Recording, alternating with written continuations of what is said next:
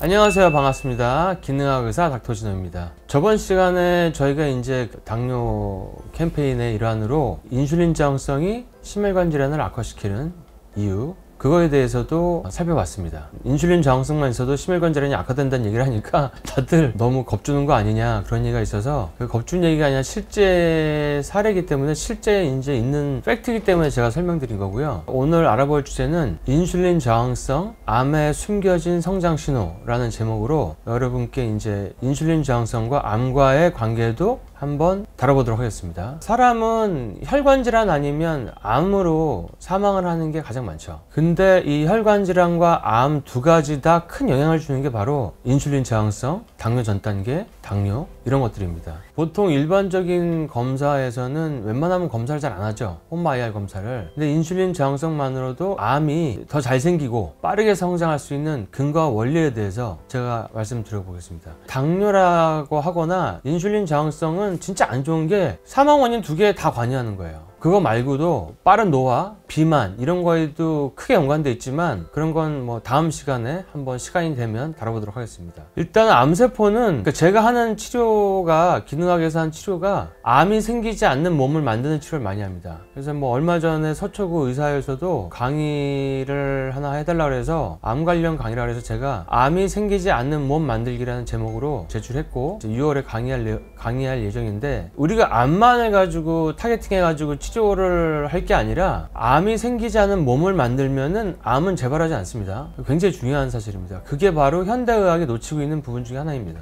물론 지금 기능의학이 발전해가지고 이런 것들이 조금 유니즌 되고 있지만 앞으로는 더 이런 부분이 강조되면 암 환자들이 건강하게 재발의 위험성에서 벗어나고 암 치료를 하는데 도움이 될 거라고 생각합니다. 일반적으로 암세포는 인슐린을 많이 사용합니다. 그리고 IGF-1 성장 호르몬이라고도 얘기하는데 정확히는 인슐린 유사 성장 인자라고 하죠. 이 두 가지의 암세포는 영향을 받습니다. 그래서 이 두 가지가 높으면 암세포가 성장하는 걸 촉진하는 거죠. 근데 암 환자 중에서 붉은 고기가 이제 암을 일으킨다고 하니까 저녁 육류를 안 먹고 야채를 많이 드시면 괜찮은데 과당을 많이 드셔가지고 인슐린이 약간 높고 당뇨 전 단계가 와 있는 분들이 꽤 있어요. 그런 분들은 이런 부분도 잘 챙기셔야 됩니다. 그리고 이제 암세포의 어떤 대사적인 특징을 보면은 그 와버그 이펙트라는 게 있어요. 와버그 이펙트. 와버그 이펙트라고 하는 대사 방식을 암이 사용하는데, 쉽게 말해서 암세포는 산소를 쓰지 않고 무산소 대사를 한다는 얘기죠. 혐기성 해당 과정을 통해서 빠르게 증식을 한다는 거죠. 근데 그만큼 효율은 떨어지죠. 글루코즈 하나에 ATP를 두 개밖에 못 만드니까. 반면에 정상세포는 미토콘드리아에서 산소를 이용해서 효율적으로 ATP를 생성합니다. 뭐 30개 이상 만들죠. 그래서 암세포가 많으면 몸이 힘들어지는 거예요. 근데 이런 와버그 이펙트가, 이 혐기성 해당 과정이 어떨 때 많이 늘어나냐면 포도당 공급이 많고 인슐린이 높으면 이 와버그 이펙트를 통해서 암세포가 더 빠르게 성장을 합니다. 그리고 세 번째로는 암세포는 인슐린과 그 인슐린 유사 성장 인자 IGF-1 이 두 가지가 바로 암 성장 신호인데, 이걸 직접 활성화시켜요. 그러니까 인슐린과 IGF-1이 암세포를 빨리 성장하는 신호를 준다는 얘기죠. 그래서 이 암세포의 성장 경로를 조절하는 PI3K-AKT-mTOR라는 경로가 있어요. 그러니까 말은 긴데 하여튼 이런 경로를 활성화시켜서 암세포의 성장과 생존을 촉진하고 또 암세포의 세포 사멸을 억제시켜 버립니다. 그래서 암을 더 공격적으로 만듭니다. 암이 있는 분들이 내원을 하시면 일단은 인슐린 저항성을 빠르게 개선하는 것부터 먼저 하죠. 그리고 만약에 당뇨 환자라 그러면 혹시나 인슐린 올리는 당뇨약, 대표적인 게 두 가지 있죠. 맞는 인슐린, 아니면 그 눈사람처럼 생긴 그 설퍼닐 유리아, 아마릴 같은 약 있죠. 그 아마릴은 췌장을 쥐어짜서 인슐린 분비를 증가시키는 약이거든요. 그 두 가지는 일단 끊고 다른 약으로 대체해서 치료를 하는 게 암을 치료하는 데 상당히 많이 도움이 됩니다. 그 다음에 암세포가 또 안 좋은 거는 안지오제네시스, 그러니까 혈관 신생을 증가시켜요. 이것은 빠르게 증식하기 위한 건데, 그러니까 인슐린과 IGF-1은 혈관 생성 인자, 그러니까 VEGF라고 하는 이 혈관 생성 인자를 증가시켜서 암세포로 영양이 더 많이 공급되게 합니다. 그래서 고인슐린 상태는 배만 나오고 살찌고 낮에 졸렸고 밥 먹고 피곤하고 이런 것뿐만 아니라 암세포의 성장 환경을 최적화시킨다는 얘기죠. 그게 바로 제가 하루에 당도 없는데 메포민을 2000mg씩 먹는 이유가 바로 이겁니다. 항노 효과도 있지만 당화색소를 최대한 낮게 조절하기 위해서. 그러니까 혈당이 정상이어도 인슐린이 높으면 문제가 된다. 그래서 인슐린 저항성을 개선하는 것이 혈관 문제뿐 아니라 암 예방에도 핵심 전략이다. 제가 예전에 이런 영상을 한번 찍은 기억이 나는데, 작은 근종이 있으면 이건 먹지 마세요, 이런 영상을 찍은 적이 있어요. 근데 이게 뭐냐면, 그러니까 작은 근종은 어떻게 보면은 혹이니까 암세포의 전 단계인데, 이게 바로 인슐린 올리는 음식들이에요. 암 대사를 줄이는 치료, 근종 줄이는 치료, 전립선 줄이는 치료를 아무리 해도 라면, 빵, 뭐 사탕, 떡 이런 거, 떡볶이 이런 거 드시는 분들은 안 돼요. 그것만 잘 하시면 정말 많은 개선이 있는데, 근종도 안 줄고 마찬가지로 암도 잘 줄지 않게 됩니다. 그 다음에 이제 인슐린 저항성은 만성 염증을 일으켜요, 몸에서. 그래서 이 만성 염증이 이제 어떤 식으로 발현되냐면, 당뇨병뿐만 아니라 인슐린 저항성, 뭐 이런 당뇨 전 단계 다 해당되는 건데, TNF 알파, 그러니까 종양괴사 인자 알파죠. 그 다음에 인터류킨 6, 그 다음에 CRP라고 하는 염증 수치, 이런 염증성 사이토카인들이 증가해서 만성 염증 상태를 유발하고, 이게 암 발생과 진행을 빠르게 합니다. 더 증가시킵니다. 우리 몸의 거의 대부분의 병들은 염증이에요, 염증. 그러니까 예를 들어서 계속 술을 먹고 매운 걸 먹고 자극적인 걸 먹고 밤에 자기 전에 음식을 먹으면 위가 자극을 받으니까 위암이 생기는 거고, 뭐 헬리코박터에서도 그런 거고, 뭐 안 좋은 음식 계속 먹고 술 먹고 그러면은 또 B형 간염 바이러스가 있거나 C형 간염이 있으면 간에 계속 만성 염증이 생기니까 간암이 발생되는 거고. 근데 인슐린 저항성이 높으면 그게 딱 한 타겟 장기가 아니라 몸의 전반적인 혈관과 장기에 만성 염증 상태를 유발시킨다는 거죠. 그러니까 굉장히 중요한 겁니다. 그 다음에 인슐린 저항성이 있는 분들을 검사해보면 술을 안 먹어도 비알코올성 지방간이 상당히 높아요. 비알코올성 지방간은 보통 단 거나 과일이나 떡밥, 면, 설탕 떡볶이 뭐 이런 거 먹어가지고 생기는 건데, 얘네들이 이제 간세포도 손상시키고 염증을 유발시켜서 간암 발생 위험률을 높인다고 하는 연구가 나와 있습니다. 그러니까 술을 안 먹어도 우리가 과일을 뭐라 그러냐면은 취하지 않은 알코올이라 그러죠. 물론 그 중에서 아보카도나 베리류 같은 건 괜찮은데, 너무 당도가 높은 뭐 바나나, 포도, 망고, 파인애플, 귤도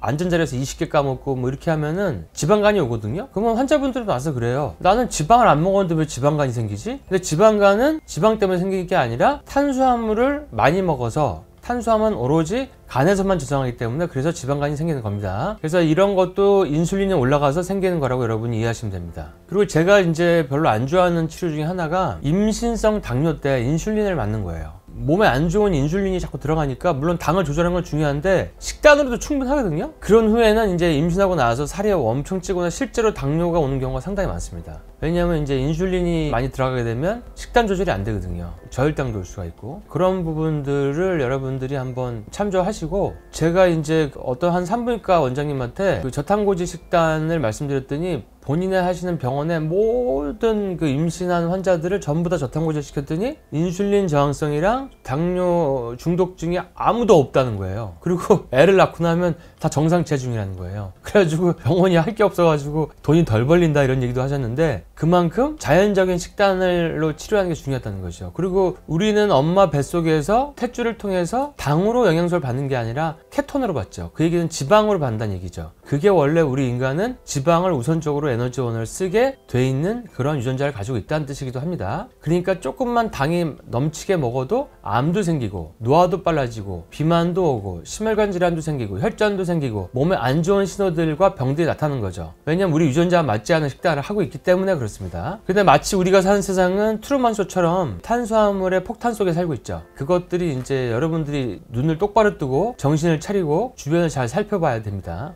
그리고 이제 이런 것들을 뒷받침하는 논문들을 좀 살펴보면, 2008년에 뭐 폴락 같은 분들 외에 여러 저자들이 만든 논문을 보면은 역시 인슐린과 인슐린 유자 성장 인자가 PI3K, AKT, mTOR 경로를 활성화시켜서 결국에는 암세포 성장을 촉진한다. 이런 게 이미 옛날부터 나와 있었어요. 2008년서부터. 그리고 암세포 성장을 촉진한 것뿐만 아니라 종양 발생 과 진행에서도 중요한 역할을 한다고 이 논문에서 결론을 냈습니다. 근데 뭐 아까 PI3K, 뭐 AKT, mTOR라고 얘기했는데, 이거가 이름이 긴데 이건 뭐냐면 세포 성장, 생존, 대사 조절을 담당하는 신경 전달 경로인데, 암세포가 퍼지고 성장하는 데 중요한 역할을 합니다. 그래서 이 경로가 활성화되면 세포 분열이 가속화되고, 가속화된다는 건 자꾸 암세포가 커지고 빨리 퍼지고, 그다음에 암세포가 죽지 않으며 항암 치료에 대해서도 저항성이 증가됩니다. 그러니까 항암이나 방사선 치료에도 저항성이 증가한다는 얘기죠. 그러니까 안 좋은 거죠. 근데 이런 PI3K, AKT, mTOR 경로는 인슐린과 인슐린 유사 성장인자, 그 다음에 성장인자 등의 자극을 받으면 활성화된다는데, 우리가 이제 인슐린 저항성만 있어도 이게 활성화된다는 얘기죠. 아까 얘기한 것처럼 암세포 성장 가속화, 암세포 사멸 억제, 암세포를 더 빠르게 생성시키는 단백질 합성과 대사 촉진, 혈관 신생을 유도해가지고 암세포가 영양분을 더 많이 공급되게 만드는 이런 일들을 하게 됩니다. 그래서 이 경로가 활성화되면 특히 유방암 중에서도 허투 양성 유방암, 폐암, 전립선암, 대장암, 췌장암 등들이 특히 연관이 많이 되어 있다고 되어 있습니다. 그래서 요즘에는 인슐린 저항성을 낮춰가지고 암세포를 굶겨죽이는 치료도 일부 하고 있고, 또 이런 연구도 있어요. 인슐린 유사 성장인자 IGF-1을 타겟을 해서 얘네들의 수용체를 차단하거나 관련된 신호 경련을 차단하는 약물이 암세포의 성장과 전이를 억제할 수 있다는 것들도 연구로 다 나와 있습니다. 그래서 우리가 저탄수화물 시기를 하고 운동을 하고 메포민 같은 약을 먹고 이런 것들이 IGF-1 신호를 억제할 수 있고 암세포 예방 및 치료에 도움이 될 수 있거든요. 이런 어떤 인슐린 저항성을 낮추는 전략, 식단이 매우 유망한 전략이라는 것을 2008년도 논문에서 이미 밝히고 있습니다. 그리고 이제 여러분들이 잘 아는 COC 프로토콜이라고 하는 게 있죠. 그러니까 모르는 분을 위해서 설명을 드리자 그러면 케어 온콜로지 클리닉 의 약자인데, 이거는 대사 기반 항암 치료 접근법이에요. 저도 많이 하고 있는데 주로 이제 암세포가 포도당을 많이 쓰고 글루타민, 지방산 뭐 이런 것도 쓰는데 초기 암들은 거의 포도당을 쓰거든요. 근데 우리가 포도당을 블러킹할 때 이 COC 프로토콜에서 세 가지를 보는데, 첫 번째는 무산소 대사를 깨는 걸 합니다. 거기 들어가는 게 이제 기생충약, 알벤다졸, 고용량 비타민 C 주사, 그다음에 리포조말 C 고용량 요법, 트리플 테라피라고 해가지고 독시사이클린이라든지 아세트로마이신이라는 항생제를 먹고 고용량 비타민 C 주사를 맞는 거, 이것이 이제 비타민 C의 세포 투과도를 훨씬 더 증가시키죠. 그 다음에 이제 고압 산소나 고압 오존 치료, 너무 몸에 산소가 부족할 때, 빈혈수가 너무 낮을 땐 약간 올려줘야지 산소를 운반하니까, 그 다음에 유산소 운동, 이런 것들이 이제 무산소 대사를 깨는 포도당 블러킹하는 방법 중에 하나고, 두 번째는 인슐린을 낮추는 거죠. 그러니까 지금까지 얘기했던 저탄고지 또는 키토 식단, 그 다음에 뭐 메포민, 버버린, 캐럽 추출물이라는 게 있어요. 제가 쓰는 건 이제 메타엔젤이라는 제품을 쓰는데, 그러니까 이노시톨 종류 중에서는 가장 상위에 있는, 별로 나지 않는 그런 재료인데, 인슐린 저항성이 있는 분들이 먹기만 해도 그러니까 저혈당이 올 정도로 혈당을 많이 낮춥니다. 그래서 암 환자들한테 가끔 쓰는 경우가 있습니다. 그 다음에 이제 뭐 글루트1이라고 하는 게 있는데, 글루트1 수용체는 뭐냐면 포도당을 세포 내부로 이동시키는 단백질인데, 암세포에서 이게 과발현되거든요. 그러면 포도당을 흡수해가지고 이를 에너지원을 사용합니다. 그래서 글루트1을 차단시키면은 암세포가 포도당을 잘 흡수하지 못해요. 그럼 에너지 부족으로 굶어 죽는데 성장이 억제되고, 이럴 때 쓰는 게 멜라토닌, EGCG 녹차 추출물, 커큐민 뭐 이런 것들도 쓰이죠. 그래서 결국 이제 이런 그 COC 프로토콜도 인슐린을 낮추는 거가 이 안에 포함이 돼 있다라는 걸 여러분이 이해하시면 도움이 될 것 같고, 그러니까 인슐린을 낮추는 방법은 뭐 쉽죠. 아까 얘기한 것처럼 뭐 케토제닉 다이어트 말고도 간헐적 단식도 있고, 뭐 메포민 말고도 버버린, 뭐 EGCG, 커큐민 이런 것도 다 도움이 됩니다. 그 다음에 이제 당이 있는데 인슐린 높이는 당약을 쓰시는 분들, 뭐 설퍼닐 유리아나 눈사람 같이 생긴 약, 아니면 인슐린을 맞는 분들은 일단 인슐린 낮추는 당약으로 바꿔드리죠. 예를 들어서 뭐 포시가나 자디안 같은 SGLT2 억제제 계열, 그러니까 소변으로 당을 배출시키는 약들이죠. 이런 걸 쓰다거나, 아니면 여러분들이 이제 배에다 맞는 요즘에 다이어트 주사제로 많이 쓰는 GLP-1 수용체 작용체, 거기에는 뭐 트루리스티도 있고 위고비도 여기 속합니다. 이 주사제들은 직접적으로 인슐린 분비를 낮추는 건 아니지만 결국 살이 빠지게 되고 체중이 빠지고 인슐린 저항성을 개선해서 인슐린 민감도를 높여서 과도한 인슐린 분비를 억제하는 방식으로 작용합니다. 그래서 사실 이런 것들도 다 항암에 도움이 되는 제재라고 여러분이 이해하실 수 있습니다. 특히 이제 이런 배에다 맞는 주사제들은 살 빼는데 주로 쓰기도 하지만 당뇨 환자들도 쓰고, 인슐린 스파이크를 줄이기 때문에 혈당을 안정화시켜서 현기성 무산소 대사를 하는 와버그 이펙트를 차단할 수도 있습니다. 지금까지 얘기했던 거를 중간에서 한번 요약을 하면, COC 프로토콜, 암세포 굶겨죽이는 전략은 일단 포도당 자체를 초기암에서 차단해서 암세포 성장을 막는 접근법이고, GLUT1은 암세포의 포도당 흡수를 돕는 수용체인데 이를 억제하는 것도 암세포 생존이 어려워지는데, 인슐린은 GLUT1 활성화, 성장호르몬 활성화, mTOR 경로 촉진 등을 통해서 암세포 성장을 촉진시킨다는 거죠.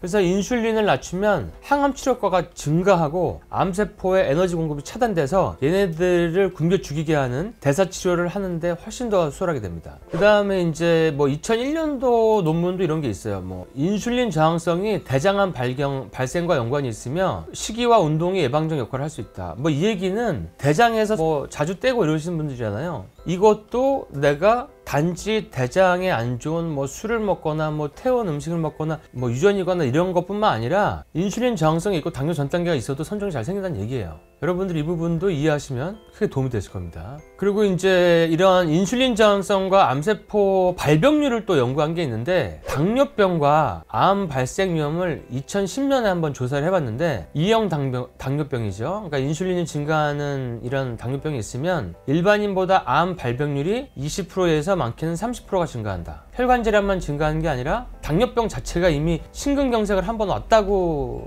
치고 시작을 하는데 암 발병률도 20~30% 증가해요.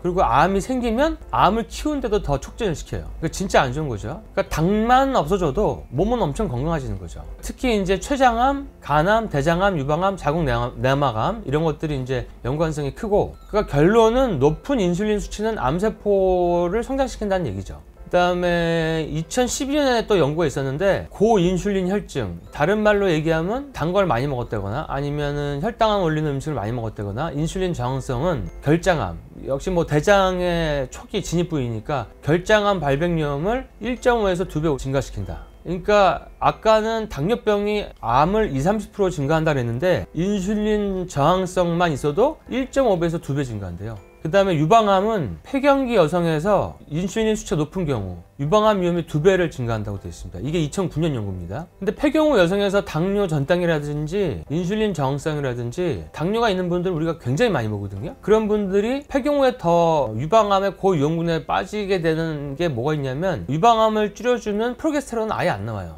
대신에 우리가 지금은 이 플라스틱 시대에 살고 있기 때문에 몸에 지용성 독소가 굉장히 많거든요. 거기서 인슐린을 많이 분비시키기 때문에 환경 에스트로겐에 의해서 자꾸 이제 살이 찌게 되고, 그것들이 여성 암에 안 좋은 역할을 미치는데 거기다가 인슐린 수치까지 올라가 버리면은 유방암이 더 올라간다는 얘기죠. 그리고 2000년도 연구를 보면은 인슐린 저항성 자체가 췌장암 위험을 2배 증가시킨다는 내용이 있습니다. 그리고 이제 좀 더 메타 분석 연구를 볼게요. 2020년도를 보면은 하여튼 당뇨병 환자의 암 발생 위험은 30% 이상 증가, 췌장암은 1.94, 간암은 2.5배, 대장암은 1.5배. 그러니까 연구마다 다르지만 메타 분석이라는 건 여러 가지 이런 데이터들을 논문을 총 이렇게 결합해가지고 통계를 낸 건데, 이런 데서도 높게 나온다는 얘기죠. 인슐린 치료와 암 위험에 대해서 2006년도의 연구를 보면은 인슐린 주사를 맞는 당뇨병 환자는 암 사망률이 높아질 가능성이 있다. 그리고 인슐린 치료를 받는 환자들은 인슐린 안 쓰는 당뇨병 환자들보다 췌장암, 대장암, 유방암의 위험이 훨씬 높다. 특히 우리가 가장 많이 쓰는 뭐 란투스, 솔로스타 뭐 이런 인슐린 제제, 지속형 인슐린만 써도 암 발병률 증가와 연관이 있다는 얘기죠.